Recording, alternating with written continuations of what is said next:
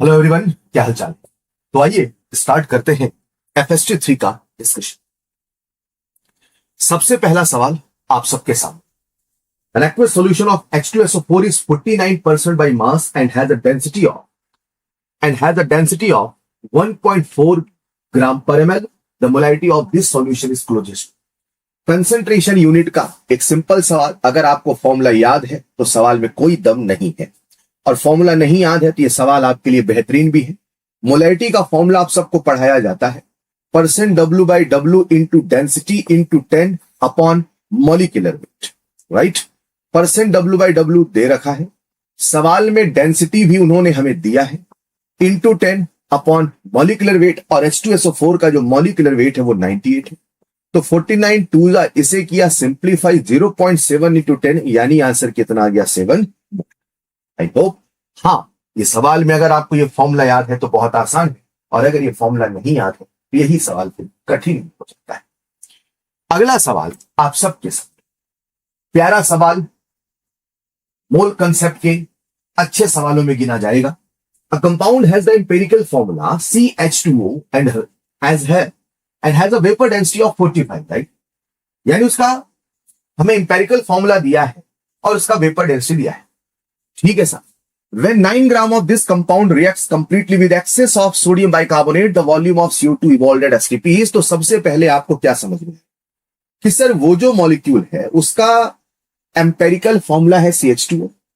तो सबसे पहले मेरे दिमाग में आ गया कि साहब वेपर डेंसिटी का फॉर्मूला होता है मॉलिक्यूलर मास बाई 2। तो यहां से आपने सबसे पहले मॉलिक्यूलर मास निकाल लिया, और molecular mass vapour density into 2 यानी कितना आ जाएगा 90।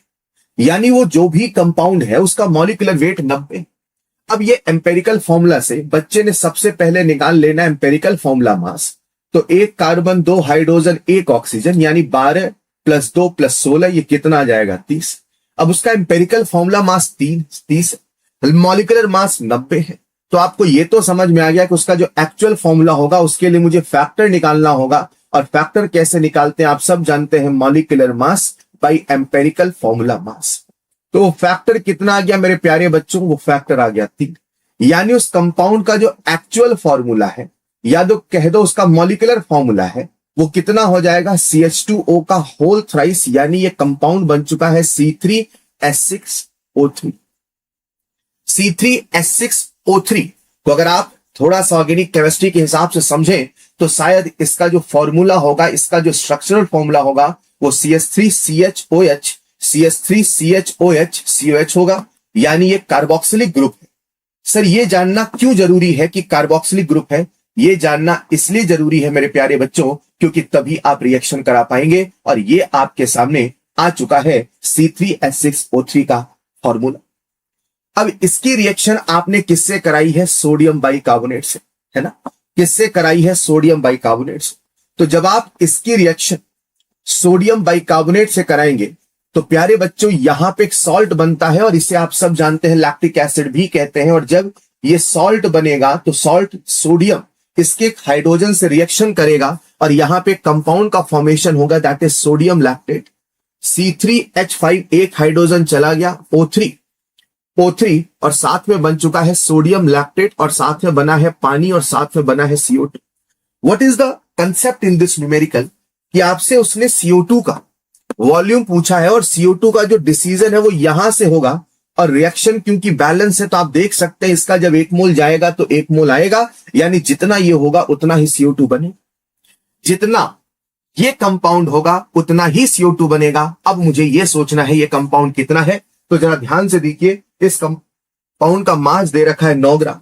तो आपने क्या किया, इस कंपाउंड के मोल निकाले, number of mole equal to weight in gram upon molecular mass. तो नंबर ऑफ मोल कितना आ गया 0.1, यानी इसके कितने मोल है 0.1। तो मैं कह दूंगा साहब CO2 के कितने मोल है, आंसर इज 0.1। मगर फिर से सवाल में ट्विस्ट है, उन्होंने CO2 का मोल नहीं पूछा, CO2 का वॉल्यूम। तो आप सबको पता है number of mole equal to given volume upon 22.4 litre, लेकिन वॉल्यूम ml में है तो मैं इसे लिख सकता हूं वॉल्यूम अपॉन 22400 ml।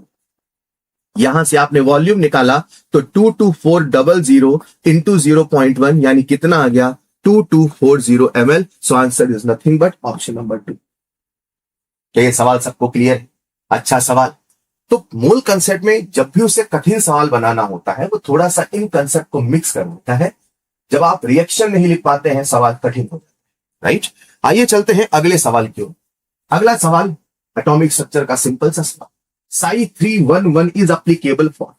तो आप सबको इस सवाल के लिए कंसेप्ट पता हो, साई NLM लिखा जाता है। 3 क्वांटम नंबर सफिशिएंट होते हैं किसी भी ऑर्बिटल को स्पेसिफाई करने के लिए। तो पहला नंबर n को बताता है, दूसरा नंबर l को बताता है, तीसरा नंबर m को बताता है। यानी n की वैल्यू कितनी आ चुकी है 1, l की वैल्यू कितनी आ चुकी है 1, m की वैल्यू कितनी आ चुकी है 1। तो n 1 है तो एक बात तो पक्की है भाई साहब, सॉरी n 3 है तो एक बात तो पक्की है कि साहब ये थर्ड ऑर्बिट है। n की वैल्यू 3 है, राइट। n की वैल्यू 3 है तो एक बात तो पक्की है ये 3 है। अब l की वैल्यू 1 है मतलब ये p है। मगर समस्या ये है कि ये px है कि py है।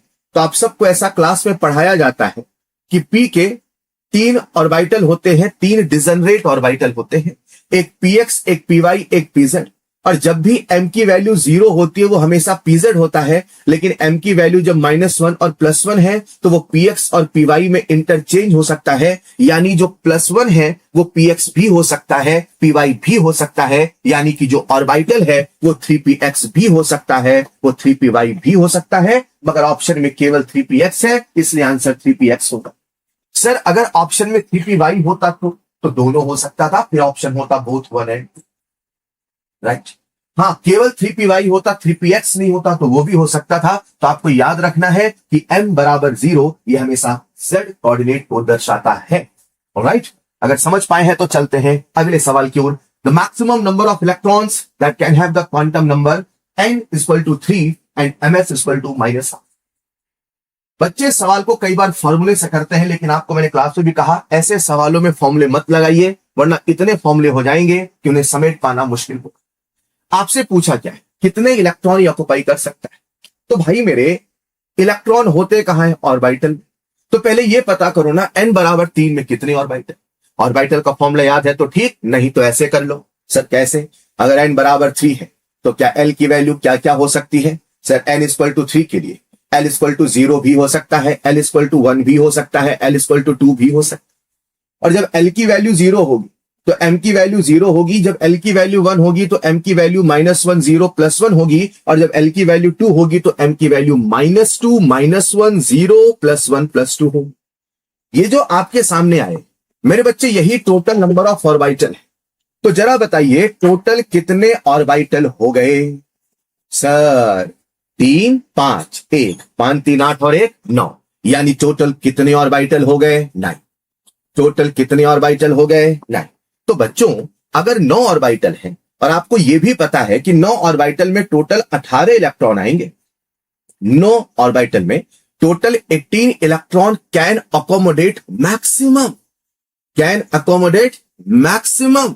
और आपको यह भी पता है कि 18 में से 9 होंगे प्लस हाफ वाले और रिमेनिंग 9 होंगे माइनस हाफ वाले। उसने कहा कितने इलेक्ट्रॉन होंगे जिनके लिए n की वैल्यू 3 है और ms का मतलब है स्पिन क्वांटम नंबर, जिनके लिए स्पिन क्वांटम नंबर की वैल्यू -हाफ है। तो मैं कहूंगा सर या तो 9 प्लस हाफ वाले होंगे या तो 9 माइनस हाफ वाले होंगे, यानी आंसर विल बी डन है बच्चों। आइए चलते हैं अगले सवाल की।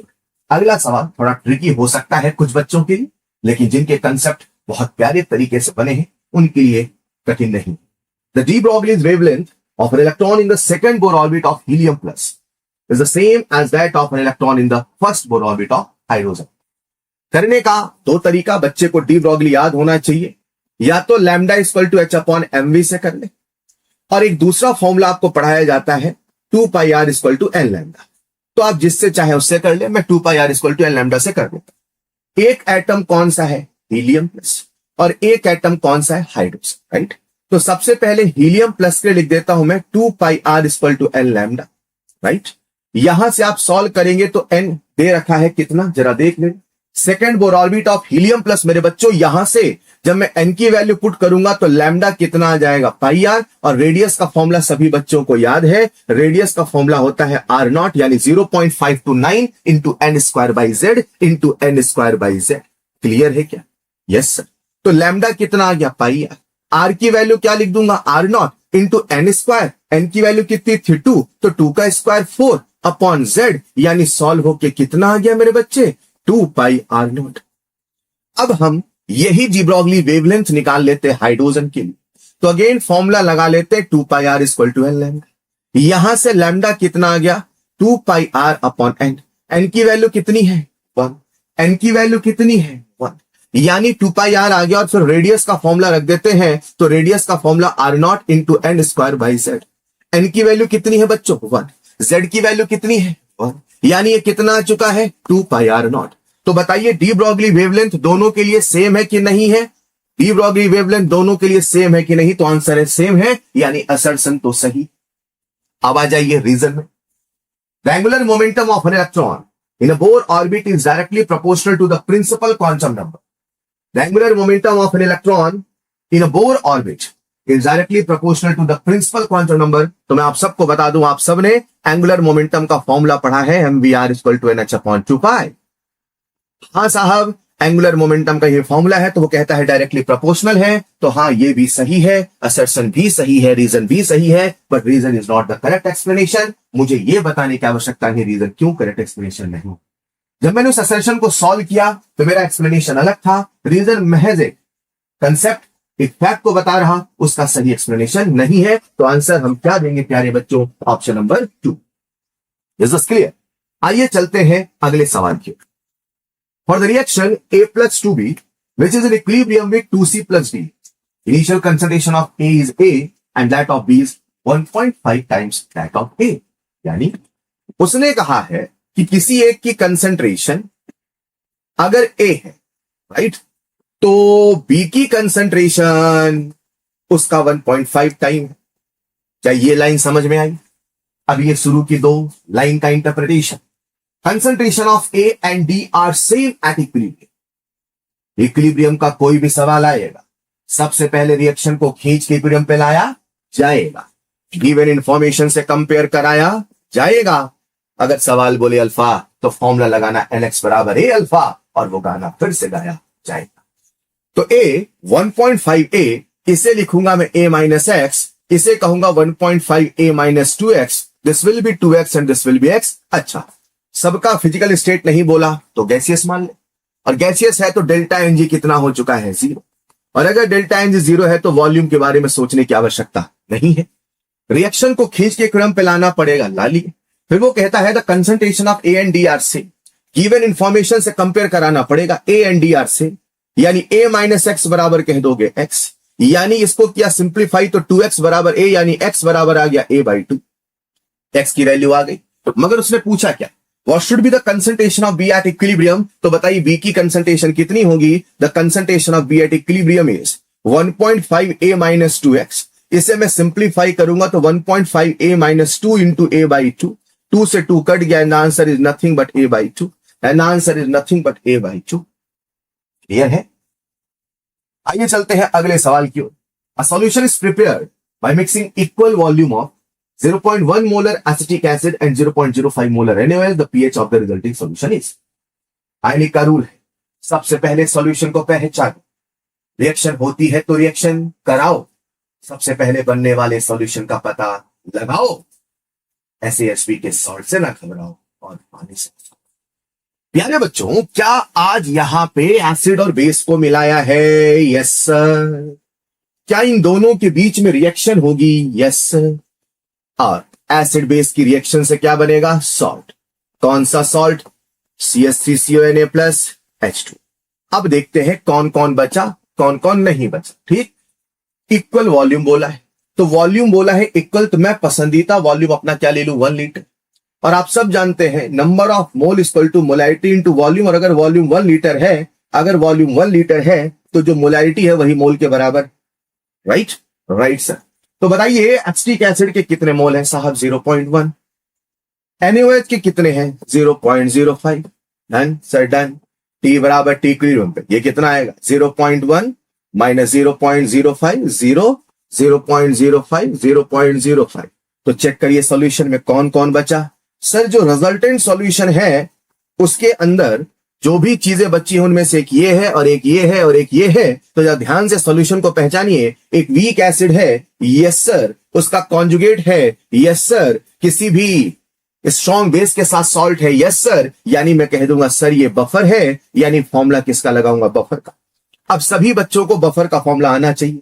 बफर का फॉर्मूला क्या था, pH equal to pK plus log of concentration of conjugate ion upon concentration of weak acid. तो आइए सबसे पहले पीके निकाल लें। क्या सवाल में के दे रखा है, तो पीके कितना हो जाएगा, माइनस लॉग ऑफ 1.8 इंटू 10 की पावर -5। सॉल्व करिए, 5 माइनस लॉग 1.8, ये आ जाएगा 4.74, यानी यहां आ गया 4.74, और दोनों की कंसंट्रेशन बराबर है, ये हो जाएगा 1 और log 1 की वैल्यू 0, उड़ा दो लाला, आंसर कितना आएगा 4.74 लाला, एंड आंसर इज फर्स्ट। चलेगा? अगर समझ पाए हैं तो चलते हैं अगले सवाल पे। अगले सवाल में आपके सामने दो रिएक्शन लिखी और उस रिएक्शन के आधार पे कहता है the enthalpy change for the isomerisation, मतलब यहां से ये बना, ये दोनों आइसोमर है आपस में, इन दोनों की प्रोसेस में क्या एंथैल्पी चेंज हुआ। तो कंसेप्ट, क्या सबका फॉर्मेशन दिया, नो सर।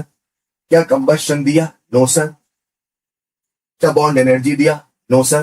तो फॉर्मूला लगाएंगे कि दिमाग, और कैसे लगाएंगे दिमाग, जैसा जैसा रिएक्शन के साथ वैसा वैसा डेल्टा एच के साथ आओ मिलके करते।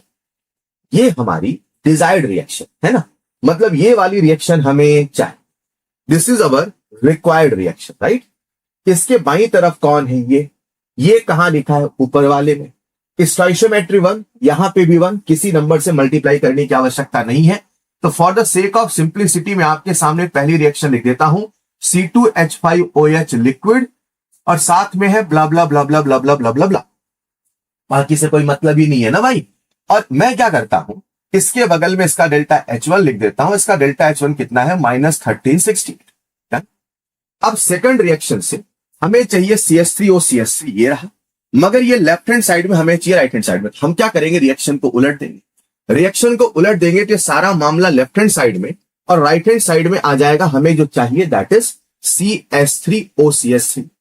लेकिन याद रखना, जब आपने रिएक्शन को रिवर्स किया तो डेल्टा H भी रिवर्स हो जाएगा और ये हो जाएगा 1460। हाँ ठीक है, कुछ बच्चे मुझसे कहते हैं सर हम रिएक्शन को माइनस कर लेंगे, कर लेना भाई, मैंने हमेशा क्लास में सिखाया कि माइनस मत करिए, उल्टा करके ऐड करिए, उसी कंसेप्ट पे चल रहा हूं।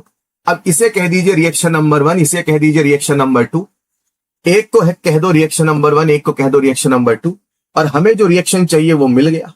रिएक्शन हमें क्या चाहिए, C2H5OH लिक्विड से बन रहा है CH3OCH3 लिक्विड, और इस रिएक्शन का डेल्टा H हमसे पूछा है, तो रिएक्शन को ऐड किया तो डेल्टा H भी ऐड हो जाएगा, यानी delta H1 plus delta H2, और आंसर आप सबके सामने -1368 plus 1460, and answer is nothing but +92 kilo.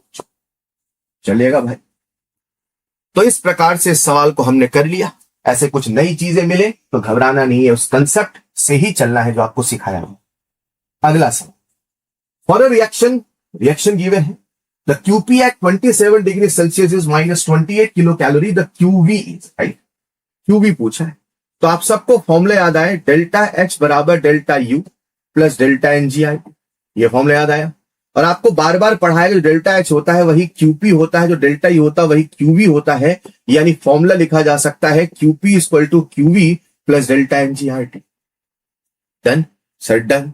अब उन्होंने हमसे क्या पूछा है सर, QV, तो QV क्या होगा, QP माइनस डेल्टा NGRT। अब सारी वैल्यू को पुट करते हैं संभल के।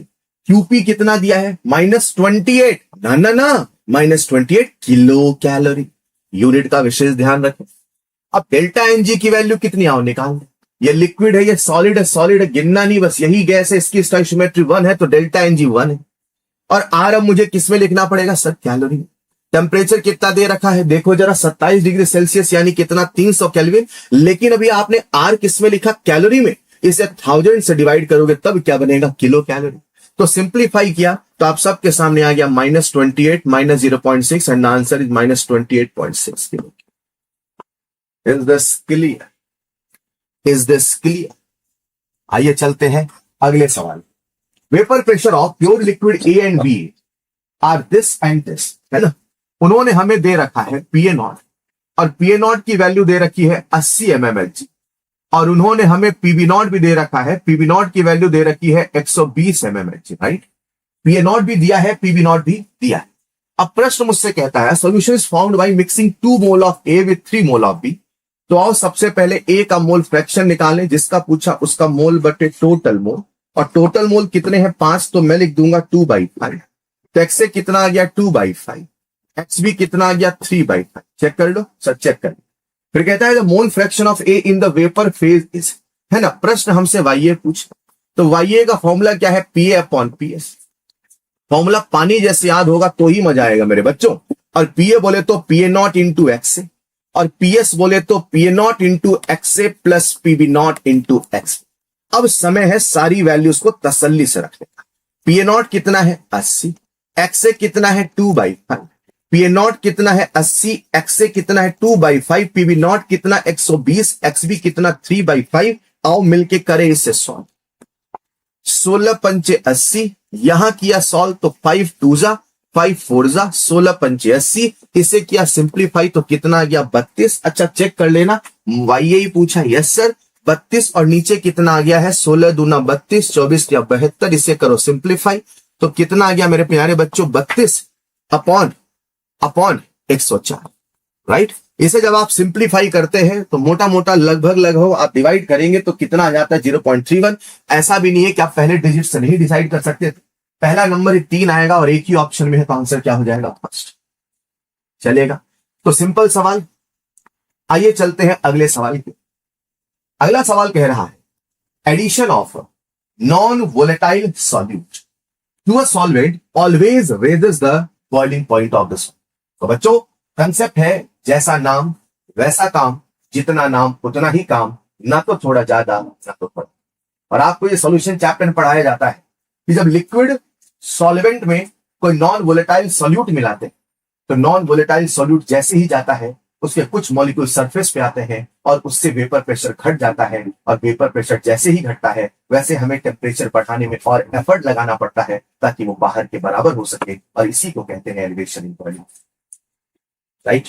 तो सवाल कहता है जब भी नॉन वोलेटाइल सॉल्यूट मिलाया जाएगा बॉइलिंग पॉइंट बढ़ जाएगा। बिल्कुल सही बात है, ऐसा क्यों होता है? क्योंकि वेपर प्रेशर घट जाता है। हाँ बिल्कुल वही जो हमने सोचा वही तो लिखा, यानी कि असर्शन भी सही है, रीजन भी सही है, and reason is the correct explanation of assertion, यानी जो आंसर जाएगा वो क्या जाएगा फर्स्ट। हां अगर इसी सवाल में ये लिखा होता addition of a solute always increases the boiling point, तो शायद अब मेरा आंसर ऑलवेज। जब आप सॉल्यूट बोलते हो तो it can be volatile, it can be non volatile, और फिर कुछ भी हो सकता है। लेकिन अगर नॉन वोलेटाइल है तो वेपर प्रेशर घटेगा, बॉइलिंग पॉइंट बढ़ेगा, फ्रीजिंग पॉइंट घटेगा, और कुछ न कुछ ऑस्मोटिक प्रेशर आएगा। है बच्चों, आइए चलते हैं अगले सवाल। For first order reaction the time taken for 87.5% completion is related to t half. That's so simple. सवाल आपसे टी हाफ और टी 87.5 पूछा है, तो बच्चों को याद है टी 87.5 यानी कि टी 7/8, और टी 7/8 कितना होता है 3 T half. It's a purely formula based सवाल, बच्चे को याद है तो बनना चाहिए। और कितना आ जाएगा 3 टी हाफ। आइए चलते हैं अगले सवाल की ओर। ये सवाल जो आपने मॉड्यूल में टेबल के फॉर्म में किए हैं, लैंग्वेज के फॉर्म में किए हैं, उसी का एक मॉडिफाइड वर्जन, राइट। सवाल क्या कहता है, पहला एक्सपेरिमेंट, दूसरा एक्सपेरिमेंट, तीसरा एक्सपेरिमेंट। पहले एक्सपेरिमेंट में आप इसको अगर ऐसे लिख लो ना आपको लगेगा अरे यार ये तो वही वाला सवाल है जो हम करते थे। कैसे करते थे याद करो, यहां लिखा मैंने ए, यहां लिखा मैंने बी, यहां लिखा आर। देखना एक्सपेरिमेंट नंबर 1 ऐसा सवाल आपने किया है भाई, उसी को ऐसे लिख दिया। तो कई बार वो कंसेप्ट जो आपने सीखे हैं उसी को वो मॉडिफाई करके लिख दिया, तो आपको लगता है कुछ नया सवाल है। सवाल नया नहीं है, बस प्रेजेंटेशन। ये कितना है 0.1 और बी कितना है 0.1, तो उन्होंने हमें आर दे रखा है 2 × 10⁻⁻, right right sir. Experiment number 2 में क्या है, ए की वैल्यू है 0.2, इसकी वैल्यू है 0.1, और रेट कितना दे रखा है 8 × 10⁻⁻। एक्सपेरिमेंट नंबर 3 में ए की वैल्यू है 0.1, बी की वैल्यू है 0.3, और रेट दे रखा है 6 × 10⁻⁻3। ये मैं आपके लिए टेबल बना रहा हूं ताकि आप समझ पाए जो आपने पढ़ा है वही है, अदरवाइज इसकी कोई आवश्यकता नहीं थी, सवाल ऐसे ही हवा में होता। But this I want to say कि समझिए लिखने का तरीका अलग है मगर सवाल वही है जो आपने पढ़ा। आओ मिलके करते हैं। जिसकी पावर निकालना वो ना वो बदलना चाहिए, और दूसरा वाला नहीं बदलना चाहिए। सबसे पहले ए की पावर निकालते, तो ए निकालने के लिए ए बदले और बी ना बदले, तो हमने इक्वेशन नंबर 1 और 2 का सिलेक्शन, और इक्वेशन नंबर 1 और 2 से हमने क्या पता किया कि this by this, this by this, this by this, तो 2 बाई 1 2, 8 बाई 2 4, यानी आप क्या कहोगे, अपने को तो एक ही फॉर्मूला आता है, सी की पावर एन बराबर है कंसंट्रेशन कितने गुना, 2 गुना, रफ्तार कितने गुना, 4 गुना, तो बच्चा बच्चा कह देगा एक्स की वैल्यू कितनी आ गई, 2। यानी है बच्चों, अब चलते हैं दूसरे में। तो जब दूसरे की पावर आपने निकालना है, अब क्या करोगे, अब ऐसी इक्वेशन चुनो, किसकी पावर अब निकालना, बी का, तो ऐसी इक्वेशन चुनो जिसमें ए ना बदले और बी बदले। तो मैंने इक्वेशन नंबर 1 और 3 का सिलेक्शन किया, तो this by this, this by this, this by this, 3/1 3। अपने को तो एक ही फॉर्मूला आता है, सी की पावर एन बराबर आर, कंसंट्रेशन कितने गुना, 3 गुना, रफ्तार कितने गुना, 3 गुना, यहां से आपके सामने y कितना आ गया, 1, यानी x की वैल्यू 2 है, y की वैल्यू 1 है, यानी लला बोलो रेट लॉ क्या है, r बराबर k इंटू ए की पावर 2 इंटू बी की power 1, so order is nothing but 3, so order is nothing but 3। चलेगा, तो आप ऐसे सवालों को आसानी से कर सकते हैं। आइए चलते हैं अगले सवाल के। The standard electrode potential of zinc 2 plus zinc is -0.76 volt and copper 2 plus copper is 0.34 volt. The EMF of a Daniell cell, उसने डैनियल सेल बोल दिया, मतलब आपके मन में कैथोड एनोड आ जाना चाहिए। सभी बच्चों को पता है कि सवाल जैसी डैनियल सेल बोलता है, एनोड कौन है, जिंक, और कैथोड कौन है, कॉपर, ये आपको याद होना चाहिए। अब सोचते नहीं बैठेंगे सर एनोड कैथोड तो बोला ही नहीं मेरे भाई, तो एनोड पे लिखेंगे ऑक्सीडेशन की रिएक्शन, कैथोड पे लिखेंगे रिडक्शन की रिएक्शन, और रिडक्शन कैसे लिखूंगा, कॉपर 2 प्लस 2 इलेक्ट्रॉन से क्या बना। कोई भी सवाल करना है गैल्वेनिक सेल का तो सर कहते थे 3 बात याद रखो, रिएक्शन क्यू नष्ट में पुट, रिएक्शन क्यू नष्ट में पुट। तो आप जब इससे क्यू लिखेंगे तो क्यू कैसे लिखेंगे, concentration of zinc 2 plus upon concentration of copper 2। Zinc 2 plus की कंसंट्रेशन कितना बोला है हुआ, और कॉपर 2 प्लस का कंसंट्रेशन कितना बोला है, 0.01, यानी 10 की पावर -2, यानी कितना आ गया, 10 की पावर 2। इस रिएक्शन का एन फैक्टर कितना होगा मेरे बच्चों, क्या सवाल में हमें ई नॉट सेल दे रखा है, नो सर। तो सबसे पहले ई नॉट सेल भी निकाल लीजिए। ई नॉट सेल का फॉर्मूला क्या होता है, E naught cathode minus E naught anode. जो भी कैथोड है हमें उसका एसआरपी लिखना है, और जो भी एनोड है उसका भी एसआरपी लिखना है। तो कैथोड कौन है, कॉपर, उसका क्या लिखना है, एसआरपी। देने वाले ने क्या दिया, एसआरपी। किस्मत अच्छी है, कुछ याद आ रहा है क्या बच्चों। और जब एनोड की बातें करेंगे तो एनोड कौन है, जिंक, उसका भी क्या लिखना है, एसआरपी। देने वाले ने क्या दिया, एसआरपी। किस्मत बहुत अच्छी, क्या कुछ याद आ रहा है बच्चों। जब आप इसको सॉल्व करेंगे तो कितना आता है, 1.10 वोल्ट। ई नॉट चला चुका है, रिएक्शन क्यू नष्ट में पुट। चलो चलते हैं नष्ट के पास। E cell equal to E naught cell minus 0.06 upon n log Q. E naught cell की वैल्यू कितनी है, 1.10 माइनस 0.06 अपॉन एन की वैल्यू 2 लॉग 10 की पावर 2। 2 आएगा बाहर, 2 से 2 कैंसिल, लॉग 10 की value 1, 1.10 minus 0.06 and answer is nothing but 1.04 volt. बोलो डन। चलेगा, अगर आप समझ पाए तो आइए चलते हैं अगले सवाल। अगला सवाल हो सकता है आपने ऑप्शन से ही कर लिया हो, लेकिन अगर आप इसके सभी पार्ट को समझना चाहते हैं थोड़ा सुनिएगा, और थोड़ा सा आज वाले पार्ट में आपसे मैं कुछ कंसेप्ट डिस्कस करूंगा, उसे भी समझिएगा। राइट, एक एक करके सॉल्व करते हैं। सबसे पहला point, lambda versus C plot for strong electrolyte. Lambda versus C plot for strong electrolyte. तो आप सभी को पता है कि जब भी कभी किसी स्ट्रॉन्ग इलेक्ट्रोलाइट का lambda m versus under root C का ग्राफ बनाते हैं तो वहां पे ढो इक्वेशन यानी कि डिबाई हैकल ऑनसेजर रोल में आती है, और आप सबको ऐसा पढ़ाया जाता है कि इसका जो ग्राफ बनता है मेरे प्यारे बच्चों वो स्ट्रेट लाइन बनता है। यानी मैं कह सकता हूं straight line with negative slope, बिल्कुल सही बात है, यानी पी का तो सेकंड हो जाएगा, यानी ये ऑप्शन तो कभी नहीं होगा, ये ऑप्शन तो कभी नहीं होगा। डन। अब चलते हैं सेकंड में। सेकंड क्या कहता है, lambda versus under root C for weak electrolyte. यही जब हम वीक इलेक्ट्रोलाइट के लिए बनाते हैं तो प्यारे बच्चों अब यहां पे ग्राफ कैसा बनता है, अगर आपको याद हो तो ग्राफ कुछ ऐसा बनता है।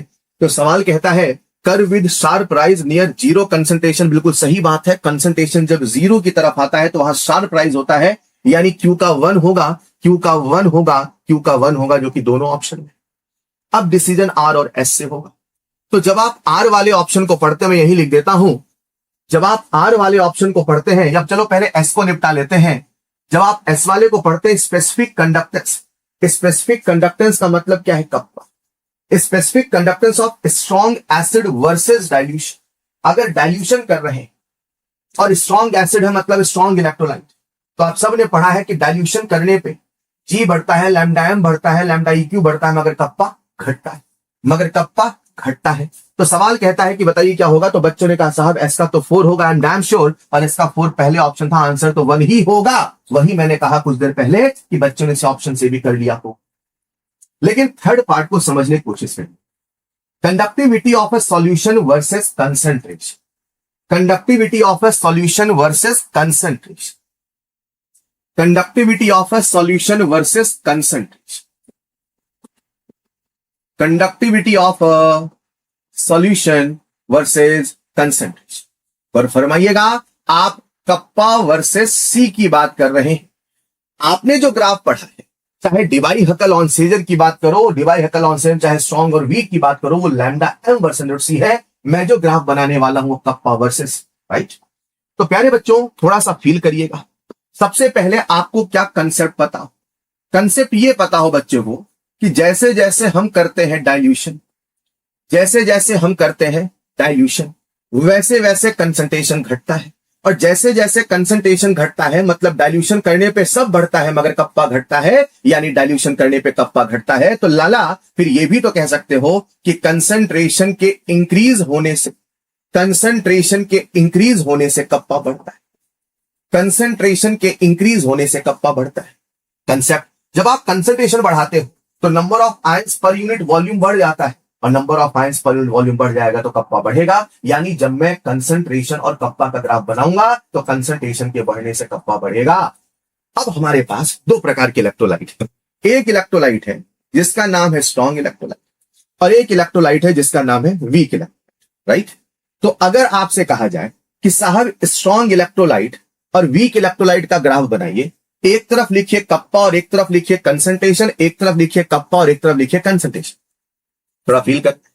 जब आप स्ट्रॉन्ग इलेक्ट्रोलाइट की बात करते हैं तो स्ट्रॉन्ग इलेक्ट्रोलाइट में अगर आप कंसंट्रेशन बढ़ा रहे हैं मतलब या तो सॉल्यूट मिला के या तो पानी निकाल के, तो जैसे जैसे कंसंट्रेशन बढ़ेगा वैसे वैसे कप्पा बढ़ेगा। तो ऐसा पाया जाता है कि जैसे जैसे कंसंट्रेशन बढ़ता है वैसे वैसे कप्पा बढ़ता है।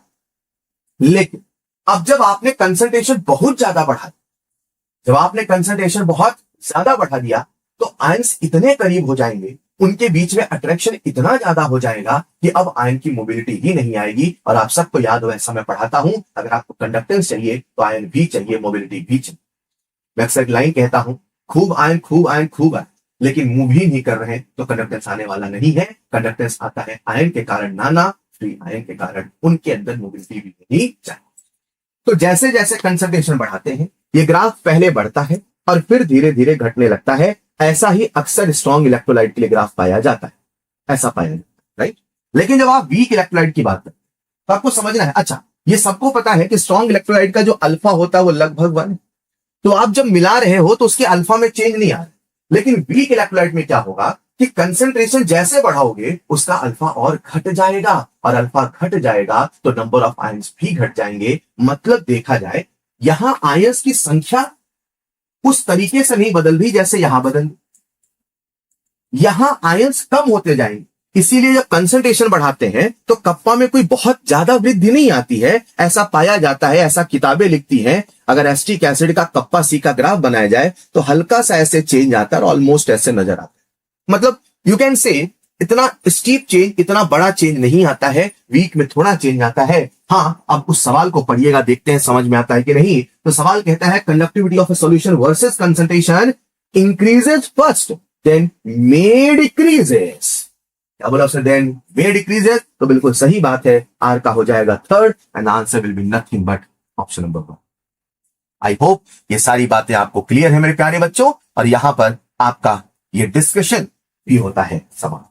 Wish you all the best, पढ़ाई में लगे रहिए, मेहनत करते रहिए, बिना परिणाम सोचे इस जर्नी को एंजॉय करिए।